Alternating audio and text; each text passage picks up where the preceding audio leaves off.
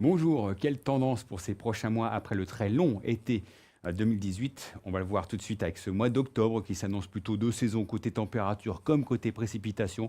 Peut-être un peu plus chaud et un peu plus humide vers la Méditerranée, au plus près des basses pressions, plutôt situées en direction des Baléares. Et donc des précipitations qui pourraient déborder vers la Corse ou encore l'extrême sud-est. Peut-être un petit peu plus de pluie aussi en direction de la Bretagne. En revanche, les conditions sèches, une fois de plus, vers les îles britanniques ou encore la Scandinavie, au plus près des hautes pressions. Votre mois de novembre, lui, s'annonce un petit peu plus hivernal déjà.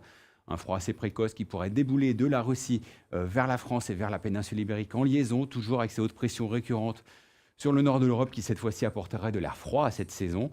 Et donc, résultat, des précipitations plutôt de saison, voire un petit peu déficitaires à nouveau sur la moitié nord. Un froid assez vif, notamment avec des gelées assez fréquentes et parfois assez fortes. Et de l'humidité, une fois de plus, vers la Méditerranée du coup qui déborderait assez fréquemment vers la Corse ou encore le golfe du Lion et la Côte d'Azur, et de la neige qui devrait surtout concerner le sud de l'arc alpin, votre premier mois d'hiver météo.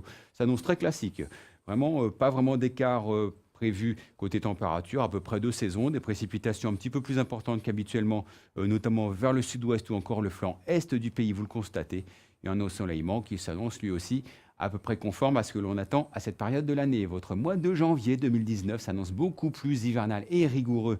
En effet, des hautes pressions très présentes sur le nord de l'Europe, notamment la Scandinavie, devraient diriger un courant de nord-est assez froid en provenance de Russie et de la mer Baltique vers la France et même jusqu'au nord de la péninsule ibérique. Résultat, donc un froid qui s'annonce plutôt rigoureux, notamment sur une large moitié nord, avec en prime des dépressions qui circuleraient sur la Méditerranée, qui enverraient pas mal d'humidité sur la France.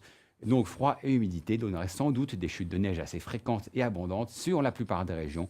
En revanche, un temps sec, une fois de plus, vous le voyez, sur une bonne partie nord de l'Europe jusqu'aux îles britanniques. Février s'annonce lui aussi plutôt hivernal, dans une moindre mesure par rapport à janvier tout de même, mais tout de même du froid c'est bien installé, vous le voyez, sur une bonne partie de l'Europe, notamment sur la France jusqu'à la Méditerranée. Un froid assez modéré cette fois-ci, assez sec à nouveau sur la moitié nord, un petit peu plus humide une fois de plus vers la Méditerranée, et du coup des pluies assez abondantes, assez fréquentes vers la Corse ou encore le golfe du Lion, et des chutes de neige qui devraient surtout concerner une fois de plus le sud de l'arc alpin.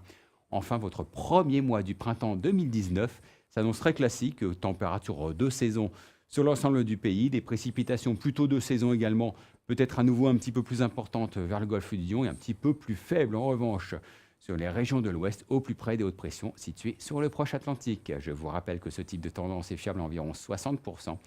Je vous retrouve très bientôt pour des nouvelles tendances.